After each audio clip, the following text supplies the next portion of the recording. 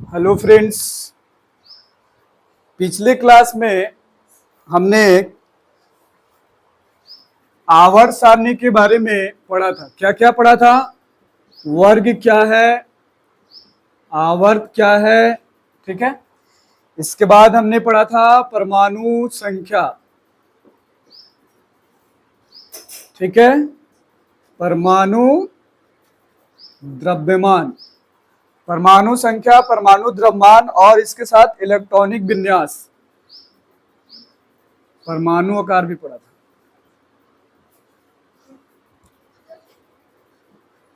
Electronic विन्यास। इसमें कोई टॉपिक बताइए जो अभी भी आपको समझ में नहीं आता है या नहीं आ रहा है, तो फिर से आपको बता दिया जाएगा।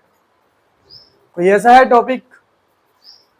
आवर्त, वर्ग, आवर्त, परमाणु संख्या, परमाणु द्रव्यमान, परमाणु आकार, इलेक्ट्रॉनिक विन्यास, इतना हमने पढ़ लिया। इसमें कोई है ऐसा टॉपिक जो आपको समझ में नहीं आता है? सारा बता दिया गया है, ठीक। नहीं समझ में आता है तो पिछले वीडियो में आप जाकर देख सकते हैं, आवर्त सारणी पार्ट 1 है, ठीक। चलिए इससे आगे बढ़ते हैं। आवर्त सारणी में और क्या क्या होता है, थोड़ा ध्यान से पढ़िएगा, ये इंपॉर्टेंट है। आपको 9th क्लास में, 10th क्लास में, 11, 12 सभी क्लासों में इसकी जरूरत पड़ती है। चलिए एक टॉपिक है इसमें, आयन एंथैल्पी। इसको हम लोग बोलते हैं आयनन एंथैल्पी। चलिए आयनन एंथैल्पी क्या है, ठीक है। आयनन एंथैल्पी क्या है, या कहीं कहीं आयन एंथैल्पी भी आप लिख सकते हो। आयनन और आयन में कोई ज्यादा फर्क नहीं। चलिए आयनन या आयन एंथैल्पी क्या है, ठीक है। व्हाट इज आयन्स एंथैल्पी, ठीक है। सबसे पहले आप आयन के बारे में जानते हैं। आयन कितने प्रकार के होते हैं? 2 प्रकार के, ठीक है। आयन 2 प्रकार के, एक प्लस और एक माइनस। एक को धनायन और एक को ऋणायन कहा जाता है। इसको धनायन कहिए और इसको आप ऋणायन कहिए। एक को धनायन और एक को ऋणायन। अब यहां एंथैल्पी एक शब्द है। एंथैल्पी मतलब होता है ऊर्जा। क्या होता है? ऊर्जा। एंथैल्पी मतलब क्या होता है? ऊर्जा।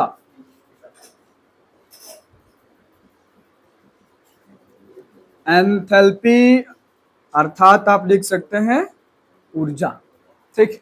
कहीं कहीं ऊर्जा को ऊष्मा के रूप में भी क्या किया जाता है? परिभाषित किया जाता है, लेकिन हम यहाँ एंथैल्पी को ऊर्जा या आने वाले और कोई एंथैल्पी होगा वहां भी हम क्या पढ़ेंगे? ऊर्जा के ही बारे में पढ़ेंगे। अब यहां आयनन एंथैल्पी है, ठीक है। मतलब जरा ध्यान दीजिएगा हो क्या रहा है। आप जानते हैं कि अगर कोई भी तत्व है, कोई भी तत्व है, तत्व में बाहर ऑर्बिट में इलेक्ट्रॉन है, बाकी इसके नाभिक में प्रोटॉन और क्या है? न्यूट्रॉन है, ठीक। तो अगर ये इलेक्ट्रॉन बाहर निकलता है, क्या करता है? बाहर निकलता है, तब इस तत्व पर कौन सा चार्ज होगा? दे रहा है ना, तो देने वाले को दाता कहते हैं, तो इस पे कौन सा चार्ज? प्लस। अगर ये ले रहा है तो कौन सा? माइनस। अब देखिए इसमें ऊर्जा कहां खपत हो रही है। जब इस इलेक्ट्रॉन को यहां निकालने के लिए, जब इस इलेक्ट्रॉन को यहां से निकालने के लिए जिस ऊर्जा की जरूरत पड़ेगी या जिस ऊर्जा द्वारा इस इलेक्ट्रॉन को बाहर निकाला जाता है, उसको क्या कहते हैं? आयनन एंथैल्पी। क्या कहते हैं? आयनन एंथैल्पी या आयन एंथैल्पी। बात समझ में आई? आयनन एंथैल्पी फिर से समझिए, किसी भी तत्व के इलेक्ट्रॉन को बाहर निकालने के लिए आवश्यक ऊर्जा या लगाया गया ऊर्जा या दिया गया ऊर्जा क्या कहलाएगा? आयनन एंथैल्पी या आयन एंथैल्पी कहलाएगा। समझ में आ गई बात? चलिए अब आते हैं, इसको हम लोग सूचित करते हैं डेल एच से। किसे सूचित करते हैं? डेल एच से। अब आप इसको लिख भी सकते हैं, साथ साथ लिखते चलिए।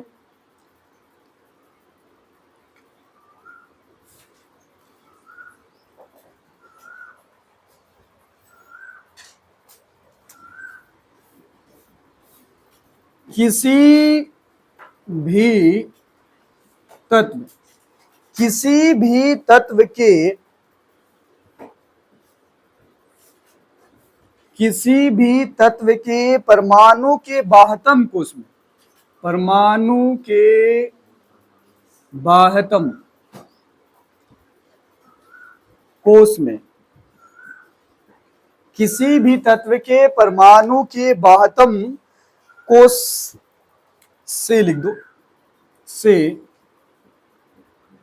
इलेक्ट्रॉन को, इलेक्ट्रॉन को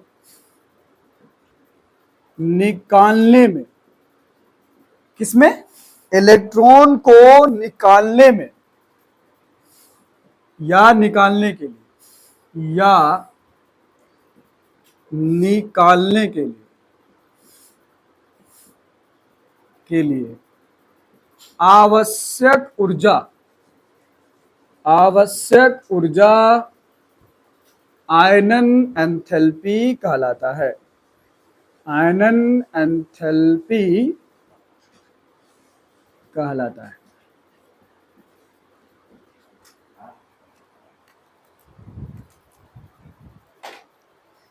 इसे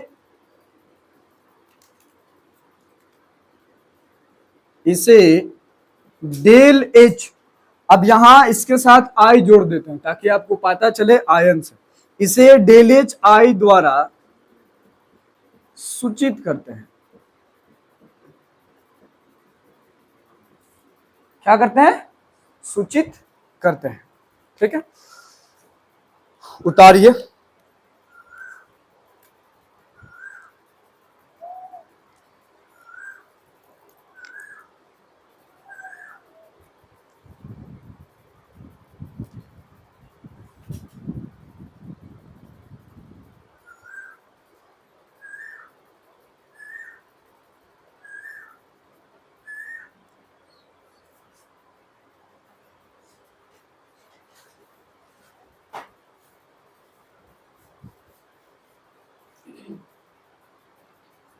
समझते भी चलिए, क्योंकि ये बार बार आपको लिखवाया नहीं जाएगा, चैप्टर से पहले आपको बता दिया जा रहा है।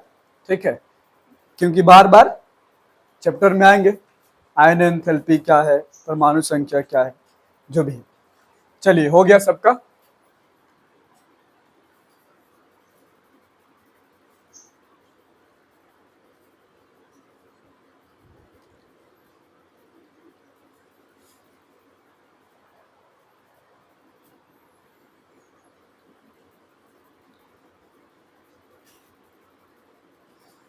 अब अगला देखिए, आवर्त सारणी में क्या आता है।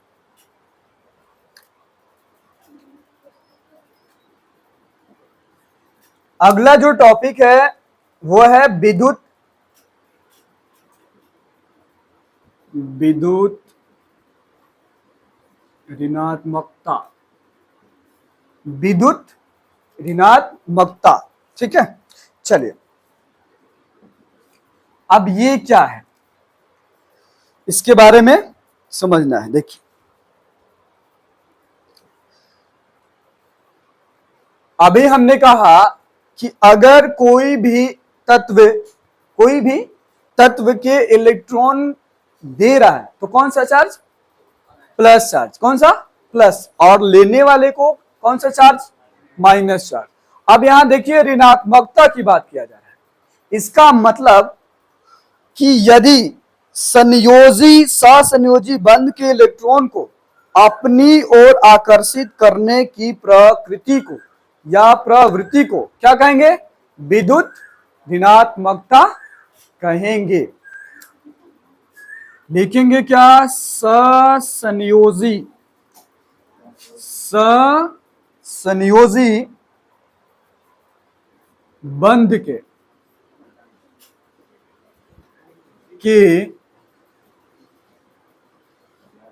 इलेक्ट्रॉनों को अपने ओर आकर्षित करने की प्रवृत्ति विद्युत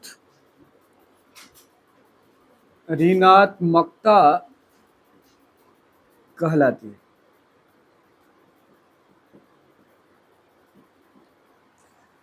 क्या कहलाती है?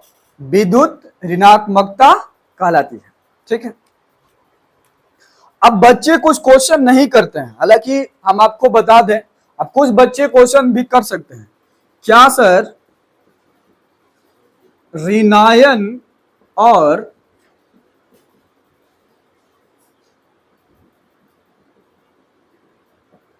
ऋणात्मकता में कोई अंतर है?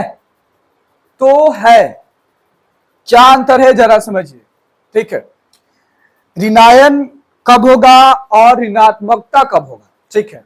दोनों जगह आयन की बात की जा रही है और दोनों जगह ऋणायन की ही बात की जा रही है, लेकिन फिर भी दोनों में फर्क है। क्या फर्क है?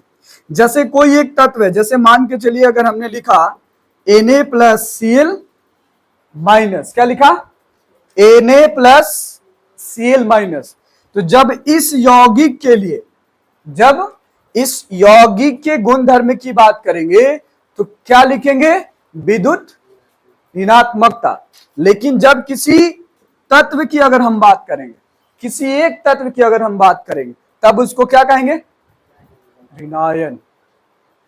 मतलब यहां क्या लिखा हुआ है? ससंयोजी बंध। तो जरा सोचिए, क्या किसी तत्व, अकेले कोई तत्व है, मान लीजिए कोई एक अकेला तत्व है, हाइड्रोजन ले लीजिए या क्लोरीन ले लीजिए या कोई भी, अकेला है, सिंगल है, तो क्या उसके साथ सहसंयोजी बंध होगा? नहीं होगा। होगा कभी? नहीं होगा। जब होगा तो यौगिकों के साथ हो सकता है या किसी रासायनिक अभिक्रिया के साथ हो सकता है। तो किसी रासायनिक अभिक्रिया या कोई यौगिक के साथ जब हम ऋणात्मकता, ये ऋणायन की अगर हम बात करेंगे, तब हम उस गुण को क्या कहेंगे? विद्युत ऋणात्मकता। विद्युत ऋणात्मकता। अभी हम लोग आवर्त सारणी में पढ़ेंगे, देखेंगे कि किस तरफ जाते हैं तो विद्युत ऋणात्मकता घटती है, किस तरफ आते हैं तो विद्युत ऋणात्मकता बढ़ती है। इसका मतलब कि जो प्रत्येक तत्व है, अलग अलग प्रकार की यौगिकों में, अलग अलग प्रकार के रासायनिक क्रियाओं में अपनी ऋणायन का गुण, क्या? ऋणायन का गुण अलग अलग क्या करते हैं? दर्शाते हैं। सबकी जो गुण है अलग अलग होगी, मतलब विद्युत ऋणात्मकता किसी की ज्यादा होगी और किसी की कम होगी। हालांकि आयन सब में होगा, ऋणायन सब में होगा। ठीक है। किसी में -2 होगा, किसी में -4 हो सकता है, किसी में -6 हो सकता है। ठीक है। चलिए, अब आपको अंतर समझ में आ गया होगा। ये हो गया है सबका। चलिए आगे बढ़ते हैं, अगला टॉपिक देते हैं, देखते हैं।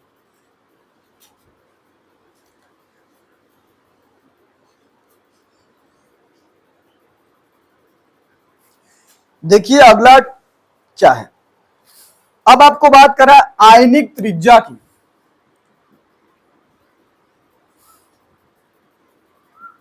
आयनिक त्रिज्या किसकी बात कर रहा है?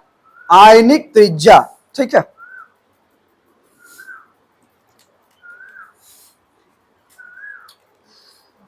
अब आयनिक त्रिज्या क्या है? आयनिक त्रिज्या क्या है? ठीक है। चलिए देखिए, त्रिज्या आप जानते हैं, त्रिज्या आपको पता है ना, त्रिज्या किसे कहते हैं, त्रिज्या क्या है। ठीक है। अब यहां आयनों के बीच, किसके बीच?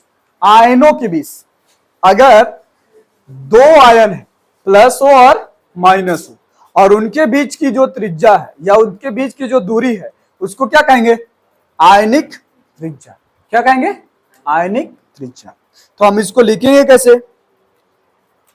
एक शब्द में लिखेंगे, दो आयनों के बीच, दो आयनों के बीच की दूरी, दो आयनों के बीच की दूरी क्या कहलाती है? आयनिक त्रिज्या कहलाती है।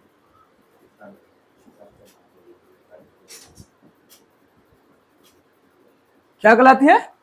आयनिक त्रिज्या कहलाती है। ठीक है, आयनिक त्रिज्या को सामान्यतः हम लोग पिकोमीटर से, ठीक है, आयनिक त्रिज्या को पीएम मतलब पिकोमीटर से मापते हैं।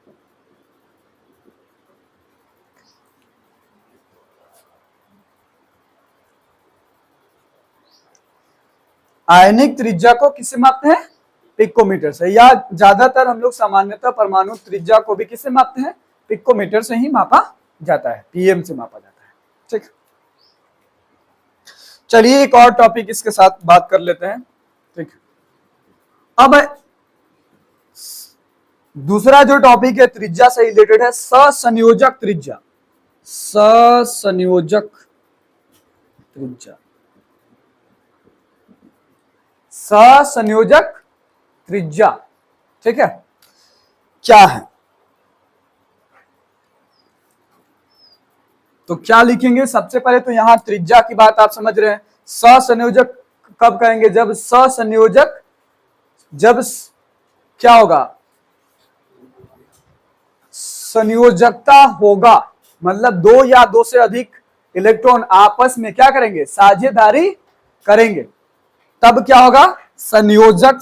जो साझेदारी करेंगे उनको क्या कहेंगे? संयोजक। जो क्रिया संपन्न हो रही है उसको क्या कहेंगे? संयोजकता। ठीक है, और जो उसके बीच बॉन्ड बनेगा उसको क्या कहेंगे? ससंयोजक बंध। क्या बने कहेंगे? ससंयोजक बंध। ठीक है, तो अब यहां बात की जा रही है ससंयोजक त्रिज्या की। तो लिखिए ससंयोजक, संयोजी, ससंयोजी, ससंयोजी इलेक्ट्रॉनों के बीच की दूरी, के बीच की दूरी ससंयोजक बीच की दूरी क्या कहलाती है? ससंयोजक त्रिज्या कहलाती है।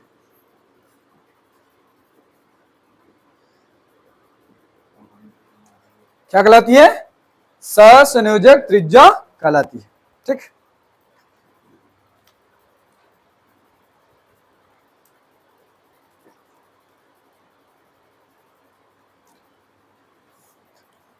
इसे अगर आप मापना चाहेंगे तो इसे पिकोमीटर नॉट, अलग थोड़ा है, इसे पिकोमीटर नॉट से मापते हैं।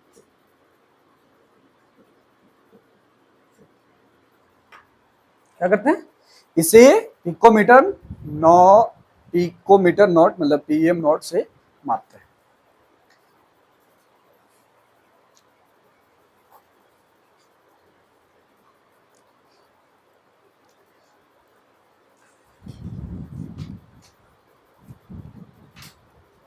चलिए, हो गया सबका?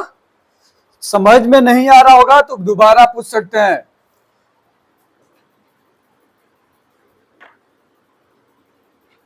बाकी जो वीडियो देख रहे हैं वो कमेंट कर सकते हैं, कमेंट में उनका क्वेश्चन का आंसर दिया जाएगा।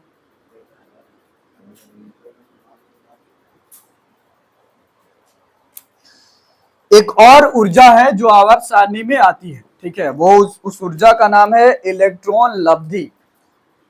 इलेक्ट्रॉन लब्धि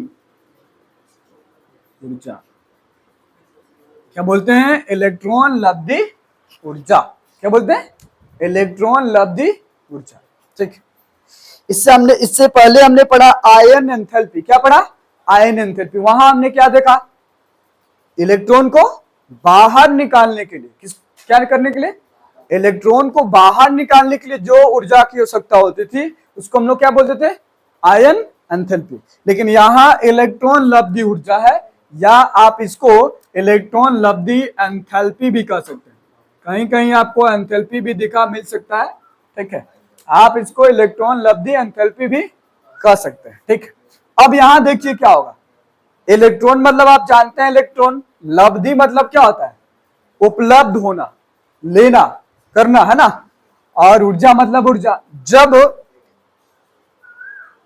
करे किसी तत्व के बाहरी कक्षा में इलेक्ट्रॉन को जोड़ने के लिए या इलेक्ट्रॉन जुड़ने के लिए, ठीक है, हमें जिस ऊर्जा की आवश्यकता होती है उसको क्या बोलते हैं, इलेक्ट्रॉन लब्धि ऊर्जा या इलेक्ट्रॉन लब्धि एंथैल्पी कहा जाता है। लिख लीजिए इसी बात को, किसी तत्व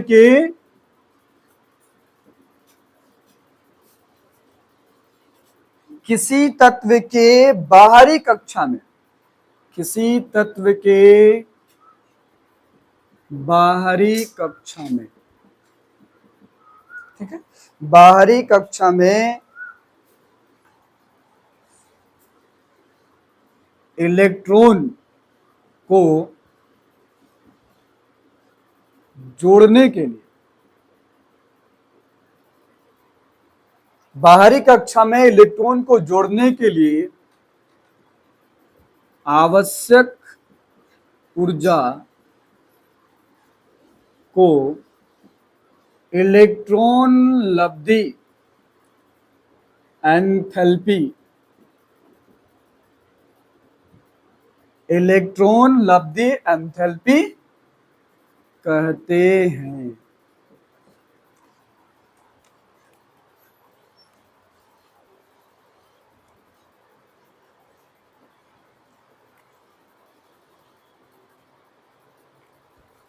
क्या कहते हैं, इलेक्ट्रॉन लब्धि एंथैल्पी कहते हैं। मतलब निकालने के लिए भी ऊर्जा और जोड़ने के लिए भी ऊर्जा जरूरत पड़ती है। जैसे अगर हम एग्जांपल के लिए सब ले, ठीक है, तो अगर आप किसी को कोई वस्तु दे रहे हैं, आप ही समझिए कि आप एक तत्व है, आप अपने वस्तु को, जो आपके पास है वस्तु को अगर आप दे रहे हैं तो देने में क्या लगता है, ऊर्जा की खपत होती है, ठीक है। अगर कोई व्यक्ति जो वो भी एक तत्व है, अगर कोई वस्तु को ले रहा है तो उसको भी क्या करना पड़ेगा, कुछ ऊर्जा व्यय करना पड़ेगा। अब बैठे बैठे तो काम होगा नहीं, चलना पड़ेगा, उस वस्तु को उठाना पड़ेगा, ठीक है, लेना पड़ेगा या रखना, जो भी है, मतलब ऊर्जा की खपत होगी लेने और देने में, दोनों में। अब चलिए और भी कुछ बातें करते हैं। ये तो कुछ रासायनिक गुण थे। अब भौतिक गुण भी देखिए, आवर्त सारणी में कुछ भौतिक गुण भी मौजूद हैं, ठीक है। सभी तत्वों का भौतिक गुण, रासायनिक गुण क्या होते हैं, अलग अलग होते हैं, जिसके बारे में विस्तार से पढ़ेंगे आगे।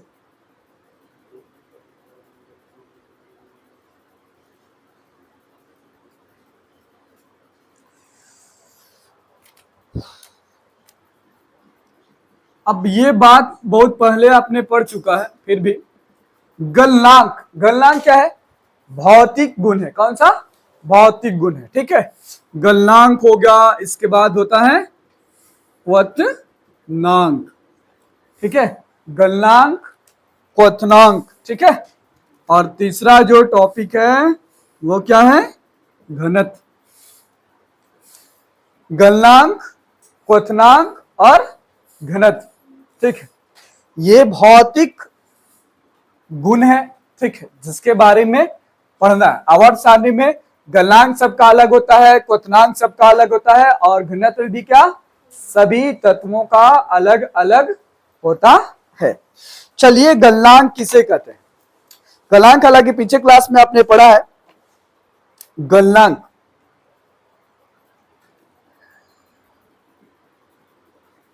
जिस तापमान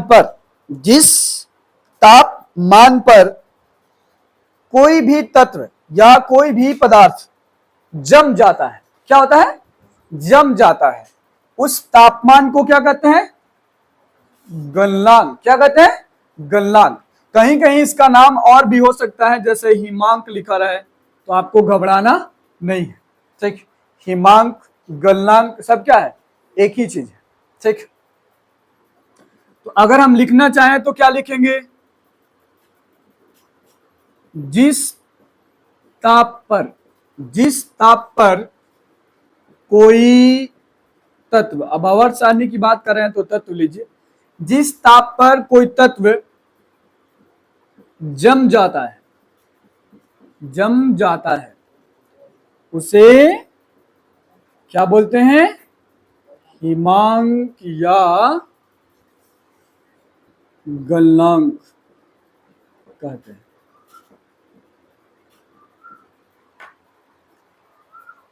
जिस ताप पर कोई तत्व जम जाता है उसे हिमांक या गलनांक कहते हैं। ठीक।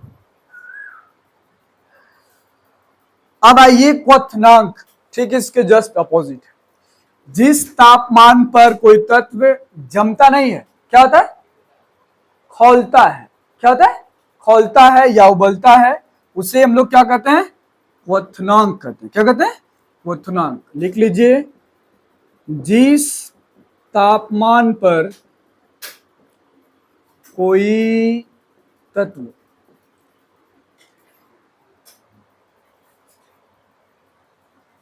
तत्व उबलता है या,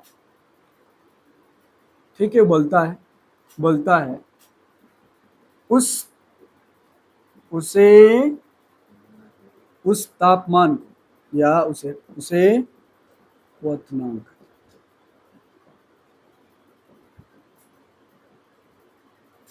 क्या कहते हैं? क्वथनांक।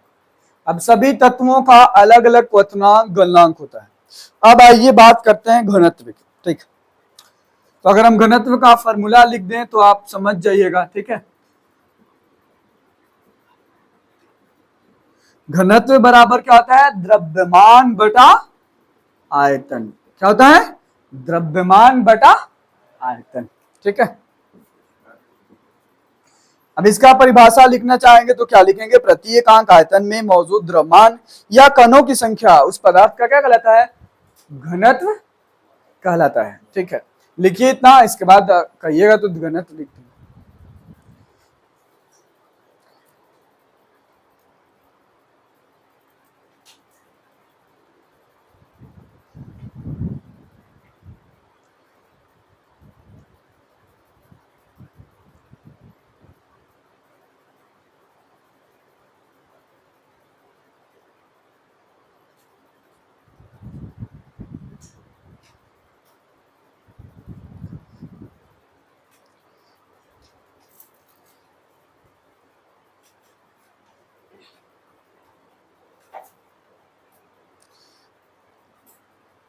हो गया?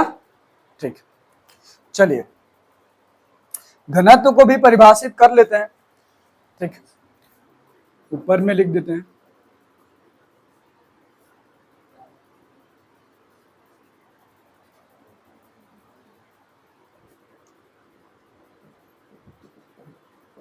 प्रति एकांक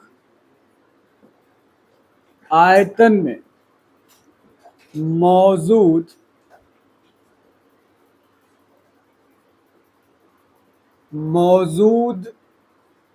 कण या कणों की संख्या। प्रति एकांक आयतन में मौजूद कण या कणों की संख्या या द्रव्यमान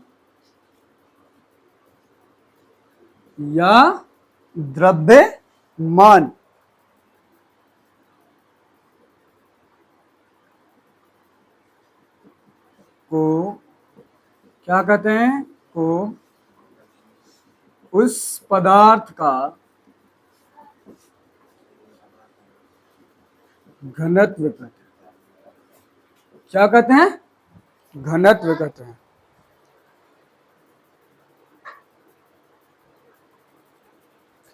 चलिए आगे देखते हैं।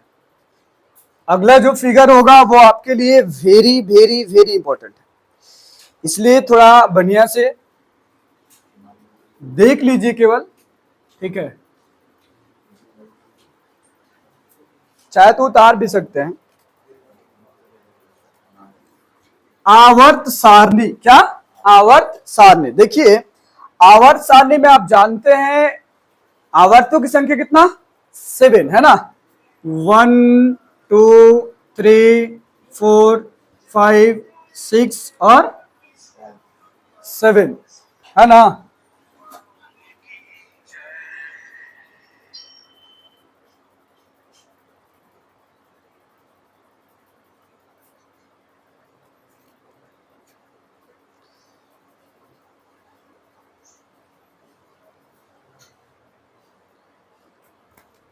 चलिए देखिए, आवर्तों की संख्या कितना 7 और वर्गों की संख्या कितना 18। अब देखिए 18 भी बनाते हैं। एक वर्ग यहां होगा 1 2 3 4 5 6 7 8 9 10 11 12 13 14 15 16 17 और 18। ठीक, पहले वर्ग में और पहले आवर्त में कितने तत्व जी? एक यहां कौन सा हाइड्रोजन, कौन सा होगा हाइड्रोजन होगा। ठीक है, और ठीक इसी के सामने नंबर 2 मतलब 18वें नंबर पर कौन होगा हीलियम। हाइड्रोजन हो गया और हीलियम हो गया। बाकी अब इसमें इतना लंबा नहीं होता, इसमें बीच में ब्रेक होता है ना, अब जानते हैं बीच में 13 से यहां से और यहां पे आवर्त आपका आएगा एक के बाद यहां, एक के बाद 2 तक।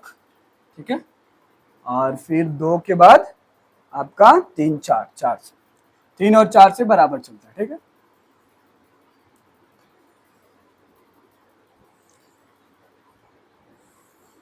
घर पे टेबल होगा और नई टेबल है तो यहां भी आप देख सकते हैं। ये जो टेबल दिख रहा है, ठीक है ना, यहां एक पे क्या दिख रहा है हाइड्रोजन पहले आवर्त में और इसके सामने क्या है हीलियम है। क्या है हीलियम। ठीक, यहां आपको लिथियम दिख रहा है, बेरिलियम, और इसके बाद फिर 13वें ग्रुप से ये boron, carbon, nitrogen, oxygen, fluorine और नियोन, इस तरह का आपको दिख रहा है। ठीक है, चलिए इसके गुणधर्म जितना हमने पढ़ा उसका एक संक्षिप्त निरूपण हम यहां करने जा रहे हैं। थोड़ा ध्यान दीजिएगा। ठीक है, ध्यान दीजिएगा तो आपको समझ में आ जाएगा बात, और नहीं ध्यान दीजिएगा तो फिर नुकसान होगा आपको।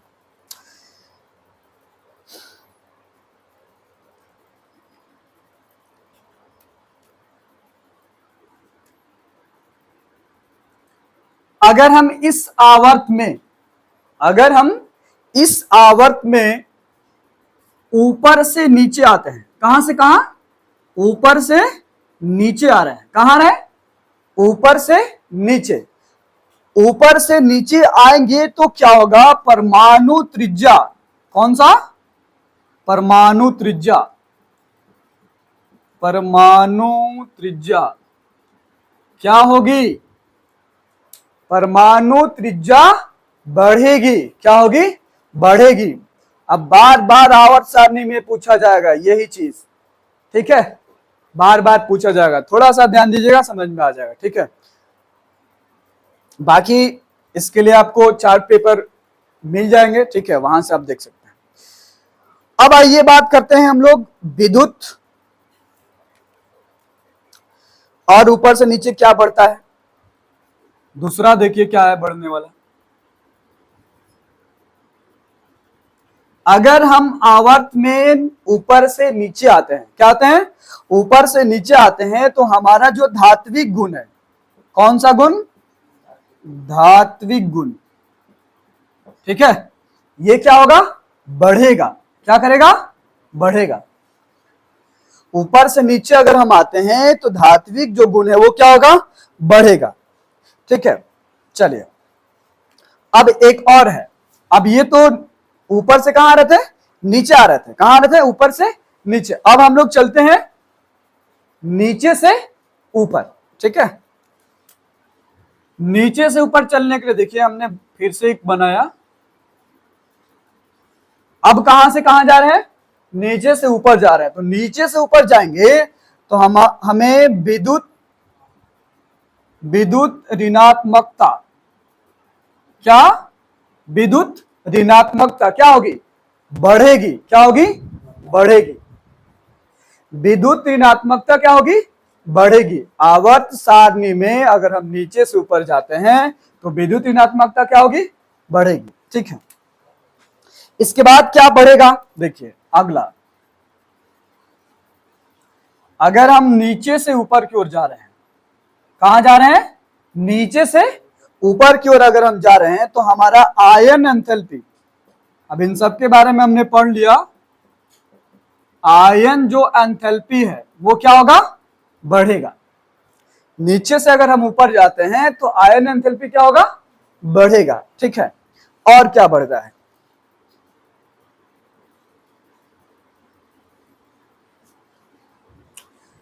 अब कह रहा है कि इसके साथ इलेक्ट्रॉन लब्धि एंथैल्पी, कौन सा, इलेक्ट्रॉन लब्धि एंथैल्पी, ये भी क्या होगा, अगर हम नीचे से ऊपर जाएंगे तो बढ़ेगा। क्या होगा, बढ़ेगा। ठीक है, चलिए अब हमने ऊपर और नीचे की बात कर ली, ऊपर और नीचे। अब इसके जस्ट अपोजिट परमाणु त्रिज्या घटेगी, कहां, नीचे से अगर ऊपर जाएंगे तो धात्विक गुण घटेगा, जब हम नीचे से ऊपर जाएंगे तो विद्युत ऋणात्मकता घटेगी, जब ऊपर से नीचे आएंगे तो आयन एंथैल्पी घटेगी, जब ऊपर से नीचे आएंगे तो, और इलेक्ट्रॉन एंथैल्पी भी घटेगा जब ऊपर से नीचे आएंगे तो। ठीक है, ऊपर और नीचे की कहानी खत्म हो गई। अब रह गई बाएं और दाएं की कहानी। ठीक है, बाएं और दाएं की कहानी में देखिए, अब ये ऊपर नीचे की जो कहानी थी क्या हो गई, खत्म हो गई। अब देखिए बाएं दाएं की कहानी भी आता है और आएगा। ठीक है, इसको थोड़ा मिटाते हैं।